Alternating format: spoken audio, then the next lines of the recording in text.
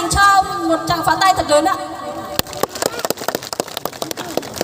Và thứ hai là ông Sùng Minh Vũ đến từ Mường Tong ạ. Ta hãy dành một tràng pháo tay để chào đón ông ạ. Về phía ban tổ chức sự kiện phiên chợ lịch sử Văn Minh, một thì gồm có ông Hờ A Dua, trưởng ban tổ chức, hai là gồm có ông Hàng A Gia, phó ban tổ chức, và ba là Sùng A Mình, thư ký ban tổ chức, bốn là Hờ A Khai, thủ quỹ của ban tổ chức, năm là Sùng A Giàng, trợ lý ban tổ chức. Và một lần nữa, tôi xin thay mặt ban tổ chức gửi tới lời cảm ơn đến quý vị đã bất chút thời gian đến tham dự buổi lễ khai trương của chúng tôi ngày hôm nay ạ. Vỗ tay đi! Và để tiếp tục chương trình thì chúng ta hãy cùng lắng nghe và thưởng thức một bài múa, đó là bài múa khen đến từ tốp múa của đôi nam nữ ạ. Dân lên tới dồn dữ nó bê yon lù say ý ra dây dạng theo kênh lù dồn tờ bê mong kinh cử cho tôn dân thả kênh thao chuyện để sẽ đời say đó. Xin trân trọng kính mời toàn thể quý vị hãy cùng lắng nghe và thưởng thức. Thao chuyện sẽ đời nhá chè to thiên nồng.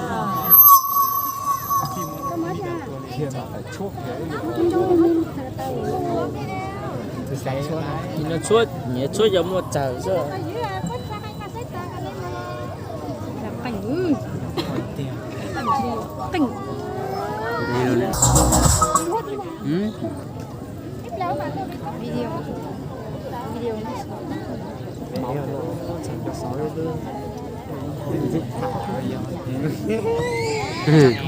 Tôi chào buồn vào cho nó về mini của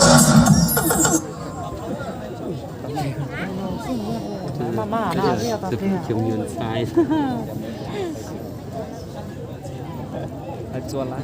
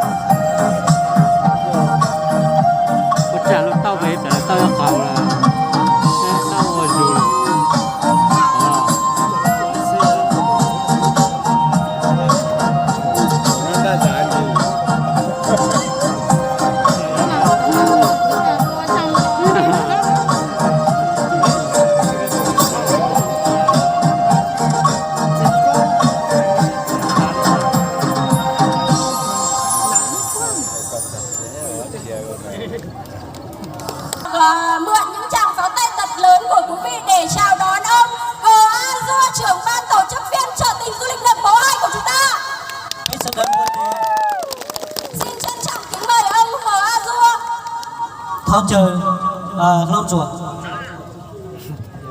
lon ruột chữ chỗ đó thứ hai là vẫn có Campuchia từ người ta vào bọn mình sao làm nội nhớ trong bé trong địa chỉ cái tin này cha ở mỏ thị chùa trong xuyên đầu ở nó bé sẽ được mua chi mua chùa chuyển chơi chuyển mua nhớ trong nó ở trong bé cho ở sở chế trong bé tao tu nhớ trong nó giờ ít khó kỹ trong xuyên chấp là giờ nên đó uống tên nó cũng giờ là mù hai lù phổ thông trong bé sẽ được xứ cỏ sẽ được hong gà xía. Vâng, tôi rất cảm ơn và vinh dự buổi lễ khai trương ngày hôm nay đã có các cấp các ngành của huyện và xã và ban chính quyền bản và nhân dân bản nậm phố 1234 và các quý vị khách mời và các quý vị khách hàng và toàn thể nhân dân huyện Mường Nhé nói chung và nhân dân tỉnh Điện Biên nói riêng. Rất là vinh dự hôm nay đã có mặt mọi người đến với phiên chợ du lịch nậm phố 2 của chúng tôi ngày hôm nay. Thật là tuyệt vời và ấm áp trong khu chợ tỉnh ngày hôm nay. Trước tiên tôi xin giới thiệu tôi tên là Hờ A Dua, sinh ngày 2 tháng 6 1987. Sau đây tôi kính thưa các cấp lãnh đạo của huyện và xã và các ban ngành, đoàn thể và các lực lượng công an, bộ đội biên phòng và anh chị em và các quý vị khách hàng và các quý vị khách mời xa gần đã đến với phiên chợ chúng tôi. Và tôi xin kính thưa hôm nay đã có đồng chí Hàng An Nính, trưởng bản nậm phố 2 đã có mặt dự buổi lễ của chúng tôi ngày hôm nay. Chúng tôi một tràng vỗ tay.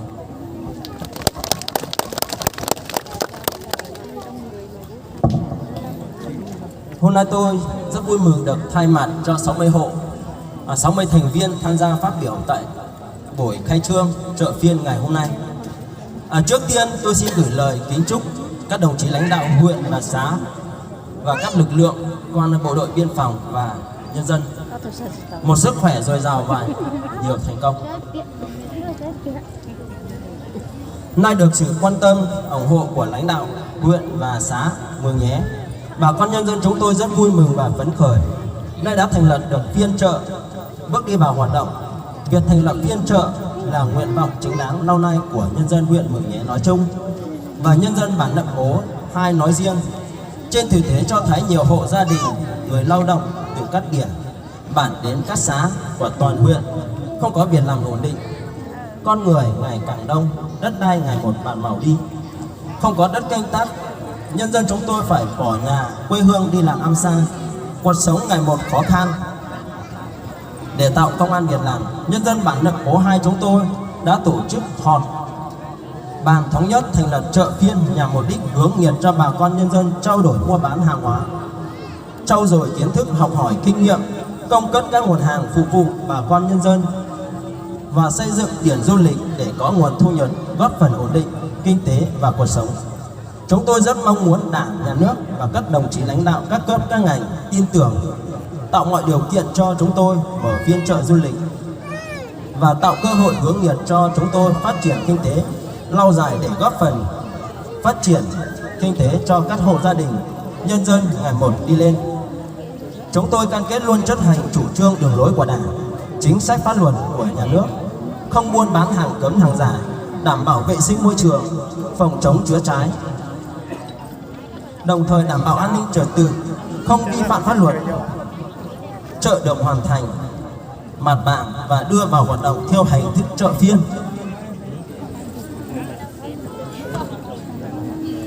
Được tổ chức vào ngày thứ Bảy hàng tuần, chợ phiên của chúng ta nhằm quảng bá, giới thiệu các mặt hàng nông sản, đồng thời tạo điều kiện thuận lợi để người dân chúng tôi được giao thương buôn bán, trao đổi hàng hóa, thúc đẩy phát triển kinh tế xã hội của địa phương. Ngoài các gian hàng cố định, chợ còn có gian hàng của các tư thương trong và ngoài xã tham gia, với nhiều mặt hàng phục vụ nhu cầu mua sắm của nhân dân. Nét độc đáo của phiên của chợ phiên du lịch Nậm Pố 2 là một không gian đa sắc màu của nhiều dân tộc trên địa bàn. Hàng hóa bày bán ở chợ đều là những sản vật do đồng bào vùng cao tự làm ra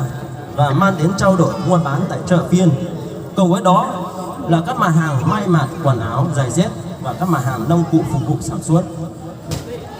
Sau đây tôi xin kính thưa các quý vị thành viên, anh chị em, tôi xin gửi lời ngợi khen tất cả một lời, một người đã hết lòng khiêm nhường gắn bó giúp đỡ lẫn nhau xây dựng chợ. Ý chí gắn kết của thành viên xây dựng hoàn thành khu chợ này. Trong thời gian hơn 1 năm trôi qua, chúng tôi xây dựng chợ đã gặp nhiều thử thách.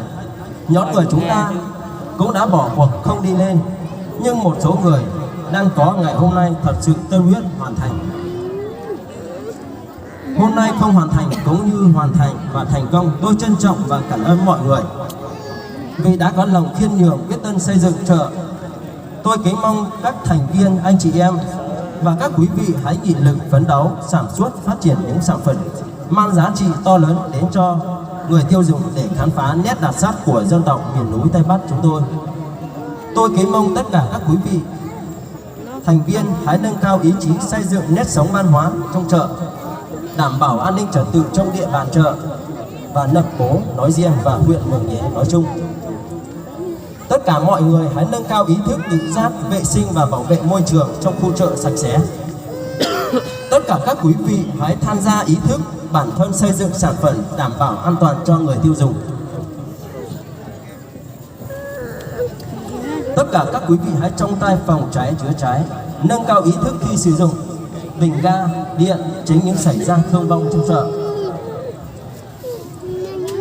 Sau đây tôi xin Chúa ban phước cho toàn thể các cấp lãnh đạo từ xã và huyện và ban chính quyền bản và nhân dân một cuộc sống ấm no, hạnh phúc, thịnh vượng và nhiều niềm vui. Tôi xin hết ạ. Và lúc xe đập cũng là hai canh lo lụt mong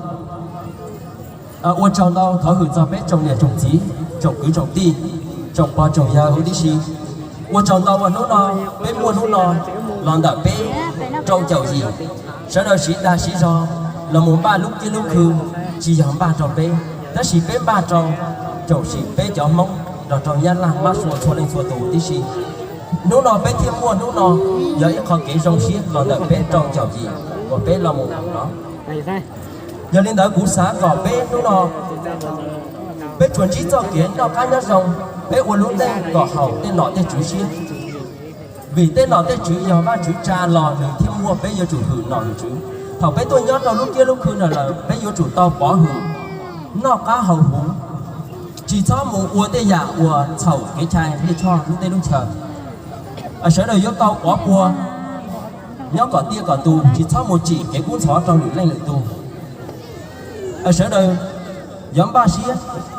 xí do chỉ cha cứ bên tay khổng cỏ muôn tàu thì giả chớ cho tôi mua bút cho làm bên sảnh sở đời cho một xí còn tàu nào tao học lúc xưa nó thó vào chuyến tu phòng có móng trò bên trồng làm bên sảnh trồng để trồng chí sở đời đó trâu trồng lò trồng chứ còn sở đời chuẩn chí do kiến nó ăn nhá rồng của đời giá tặng tên của trong đó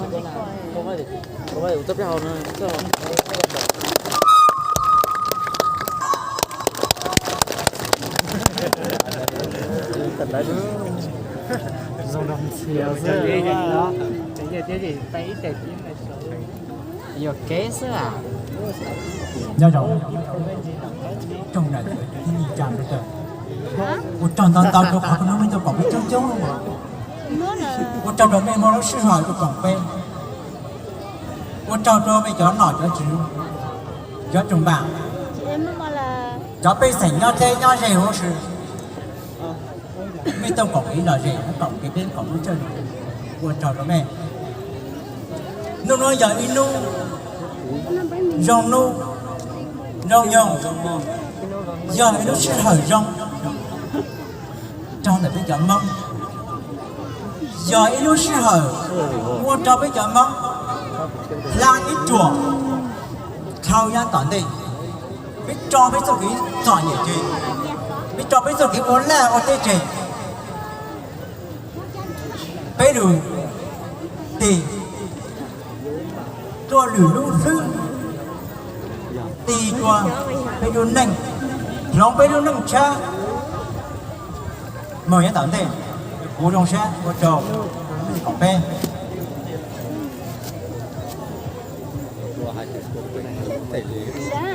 cô chờ đợi ở cái gì bao giờ trong này tình trạng rất là thầu vấn đề chúng tao sẽ theo của lúc bè cho mẹ vấn đề cô lúc bè dùm nóng hồ trái da sành hàng nhớ để là cục lâu cục lúc không thấy chờ nhớ cho nó về một la xã trường công tỉnh Sa La tôi cho nó thấy chờ nó sống ít thanh chưa o thanh lên bảo bé ý tôi ý cả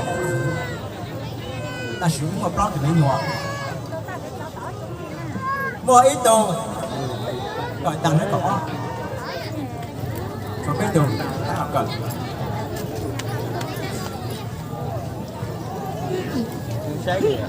vấn đề của nó nào trong báo cáo cho số trời người đồng lòng tới đi đó là thôi với vốn cả số trời là mãn nồng cho họ biết là mong cái hà nội nó làm chỉ minh bảo đi nó làm nó chỉ biết vốn cả kết thúc kính thưa các vị đại biểu thái quý kính thưa các đồng chí trưởng bảng phó bảng các bộ 234 là người cỏ kính thưa